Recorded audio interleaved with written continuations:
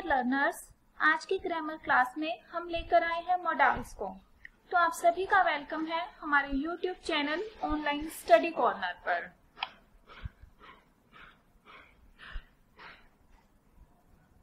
Models को modal verb, model auxiliary verb या model auxiliaries भी कहा जाता है। जो मॉडल्स है वो मेन वर्ब या जिसे हम नॉर्मल वर्ब्स कहते हैं उनसे अलग होते हैं। नॉर्मल वर्ब्स जैसे कि ईट, रीड, राइट, प्ले, डांस, ये सारी जो है ये नॉर्मल वर्ब्स या मेन वर्ब्स होती हैं और मॉडल वर्ब इनसे अलग होता है। मॉडल वर्ब इनसे अलग कैसे होता है? जो मॉडल है वो क्या करता है, वो नॉर्मल वर्ब के साथ ही मिलकर सेंटेंस की सेंस मॉडल की कुछ खास चीजें जो हमें याद रखनी चाहिए, जैसे they never change their form. Models कभी भी अपनी फॉर्म चेंज नहीं करते। लाइक ही कैन स्विम, हम लिख सकते हैं कि he can swim, but we never can say he can swim. Suppose करो कि हमें क्या कहना है कि he might, you might swim या यू मस्ट स्विम। सपोज क्या है, हम लिखते हैं यू मस्ट स्विम, राइट। लेकिन यहाँ मस्ट को हम कभी भी मस्टेड या मस्ट इस तरह से नहीं लिखते। मॉडल की जो फॉर्म है वो हमेशा सेम रहती है। जैसे हम स्विम को लिख सकते हैं स्विम्स, ठीक है, लेकिन मस्ट को इस तरह से हम किसी भी फॉर्म में चेंज नहीं कर सकते, राइट। इसी तरह से ही कैन स्विम, अगर सेकेंड पर्सन है तो भी you can swim, I can swim. Next is you can't add S, ED और ING.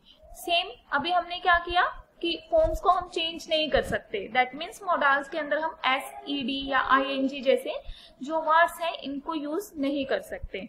Then you can't and infinitive to with them, आप मॉडल के साथ इंफिनिटिव टू नहीं ऐड कर सकते। जैसे यू मस्ट स्विम हमने एक एग्जाम्पल लिया था, लेकिन हम नहीं लिख सकते कि यू मस्ट टू स्विम।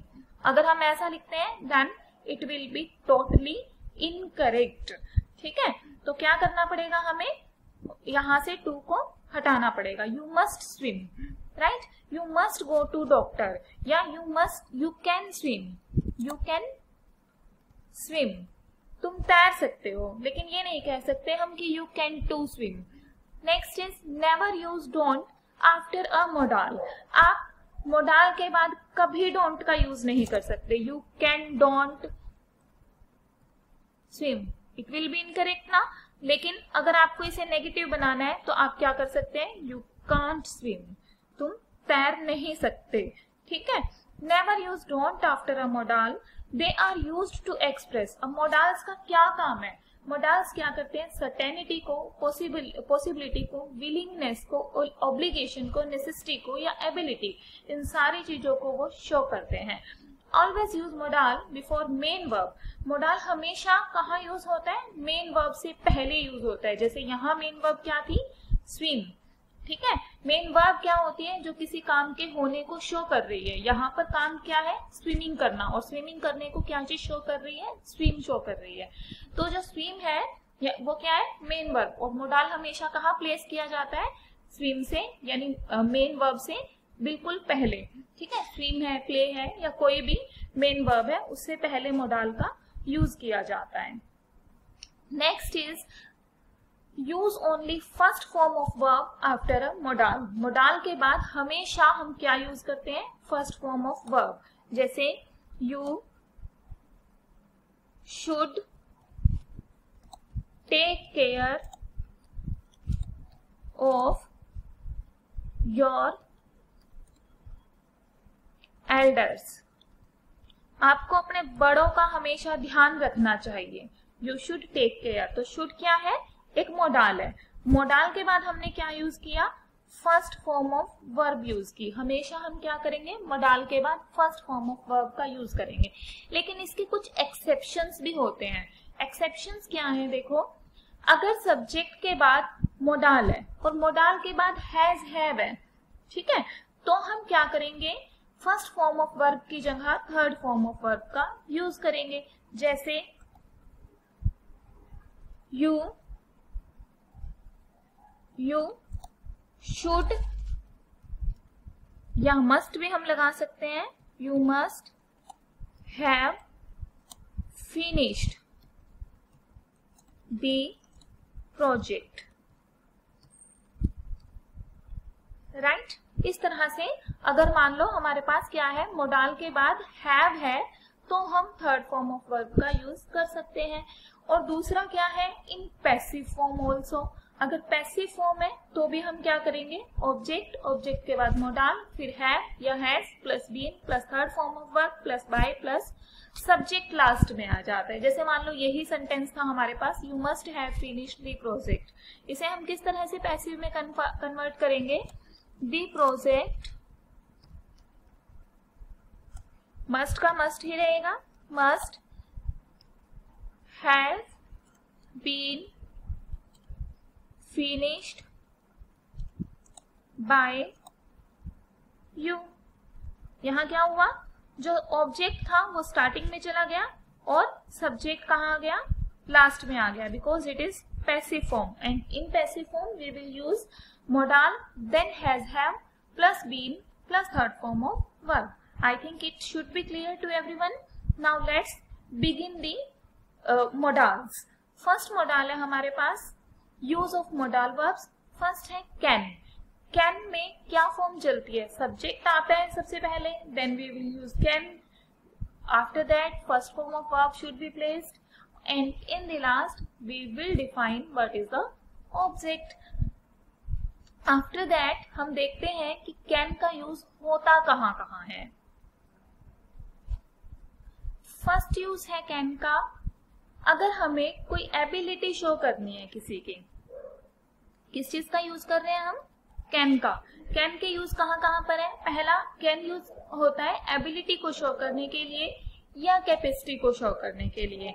जैसे I can speak many languages, मैं कई लैंग्वेज बोल सकता हूँ, ठीक है। तो ये क्या है, मेरी कैपेसिटी है कि मैं बहुत सारी लैंग्वेज, तो ये क्या कर रहा है, ये मेरी लैंग्वेजेस बोलने की एबिलिटी को शो कर रहा है। इसके बाद नेक्स्ट सेंटेंस है I can win this match, मैं ये मैच जीत सकता हूँ।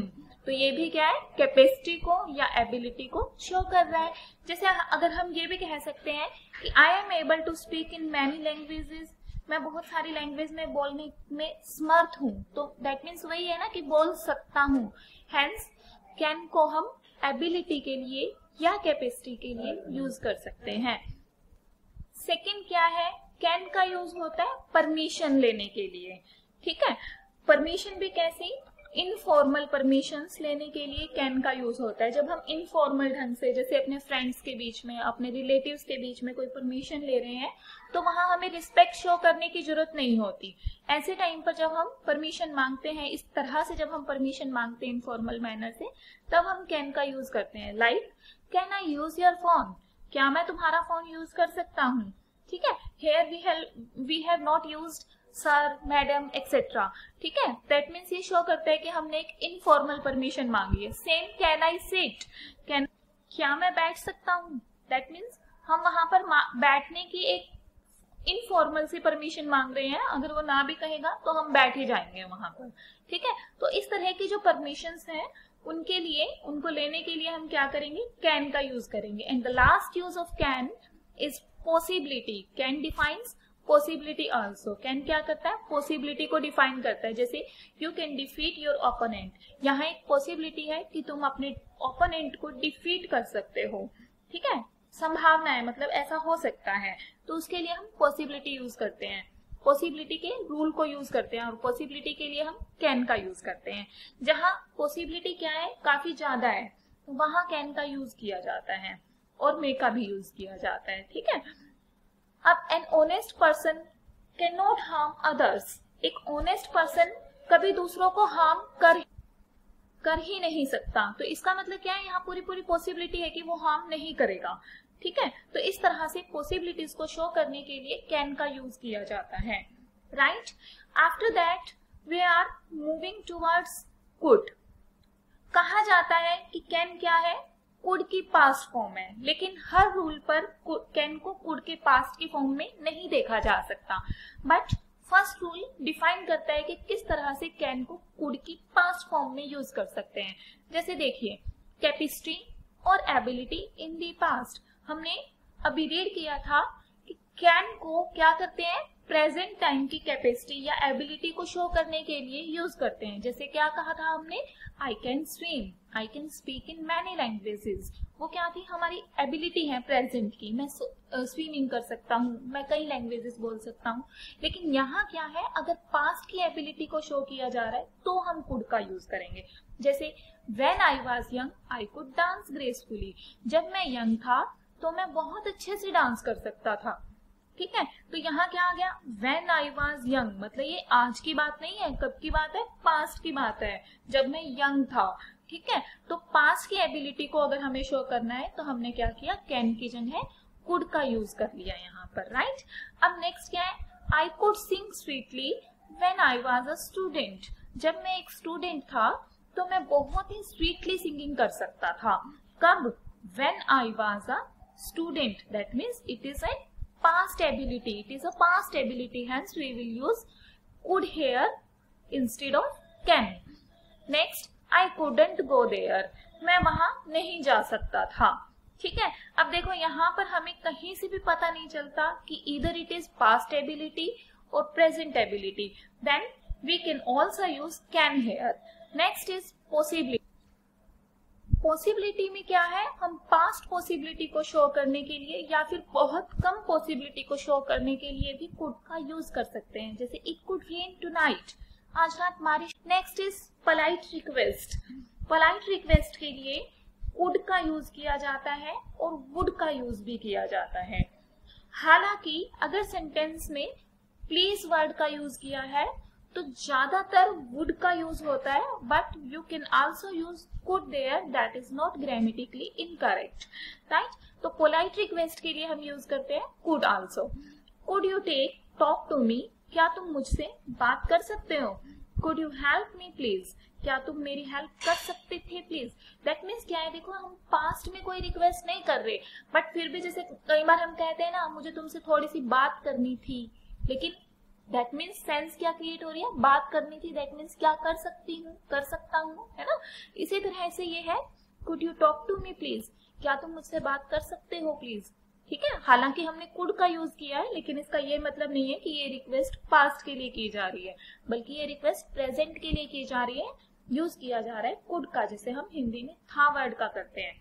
Next is imaginary conditional sentences.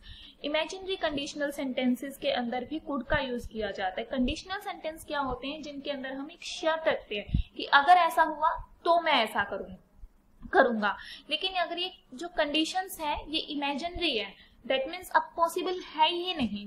ठीक है, हम सिर्फ इमेजिन कर रहे हैं कि अगर ऐसा होता तो मैं ऐसा करता, तो वहां पर हम दो सेंटेंसेस मिलेंगे आपको, एक इफ से स्टार्ट होगा और दूसरा उसी से रिलेटेड एक सेंटेंस होगा। तो जो रिलेटेड सेंटेंस है उसके अंदर हम कुड का यूज करते हैं। जैसे इफ आई हैड मनी, अगर मेरे पास पैसे होते, I could bye a house, तो मैं एक घर खरीद सकता था, राइट। नेक्स्ट क्या कहता है, if I had bought a house, अगर मैंने एक घर खरीद लिया होता, I could have lived peacefully, तो मैं उसमें शांति से रह रहा होता। अगर कर लिया होता तो ये क्या कर रहा है, इमेजिनेशन को, इमेजिनरी कंडीशन को शो कर रहा है। और अगर किया होता तो करता, ये कंडीशनल को यानी शर्त संबंधी सेंटेंसेस को शो कर रहा है। इस तरह से आपने देखा कि हम कैन और कुड का यूज कहाँ। अब इसके बाद आपको कुछ क्वेश्चंस दिए गए हैं जिन्हें आप सॉल्व करके कमेंट में लिख सकते हैं, या आपने और जो क्वेश्चंस हैं वो भी आप कमेंट करके पूछ सकते हैं। कल के लेक्चर में हम मे, माइट, मस्ट इन 3 मॉडल्स को कंप्लीट करेंगे। इस तरह से हमारी एक पूरी सीरीज होगी जिसमें हम सारे मॉडल्स को 1 by 1 कंप्लीट करेंगे। Subscribe and share.